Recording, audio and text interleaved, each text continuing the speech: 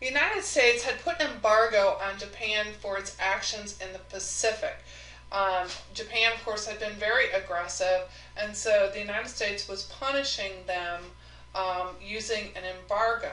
They were also trying to negotiate with Japan to avoid conflict.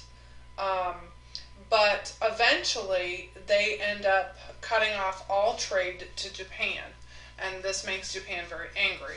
So we had some warning that possibly the Japanese might attack somewhere. And sure enough, they did. They attacked, of course, December 7th, 1941 at Pearl Harbor. And that is known as the day that will live in infamy. Why Pearl Harbor? Because, of course, Pearl Harbor, being on the west coast of the United States, is much easier to access for Japan than, of course, any place on the east coast. But also, we had our Navy fleet there. So, after December 7th, of course, the U.S. declared war on Japan, then Germany, and Italy, in turn, declared war on the United States.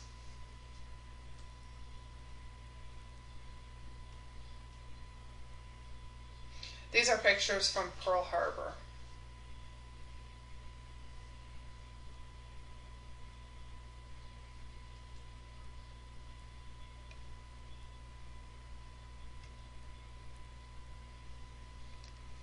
So, of course, we had already started drafting and preparing soldiers. Millions had volunteered, and millions more were drafted as part of the Selective Service Act. GIs went to basic training for about 8 weeks in the United States, and they were very motivated. They knew they were fighting to keep their freedoms here in the U.S.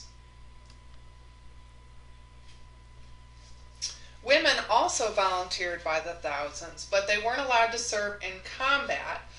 They did, of course, serve in other capacities such as nurses.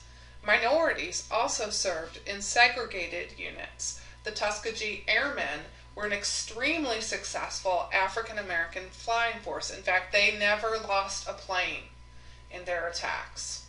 Also, 25,000 Native Americans fought on behalf of the United States, as well as 300,000, that should be 300,000, Mexican Americans.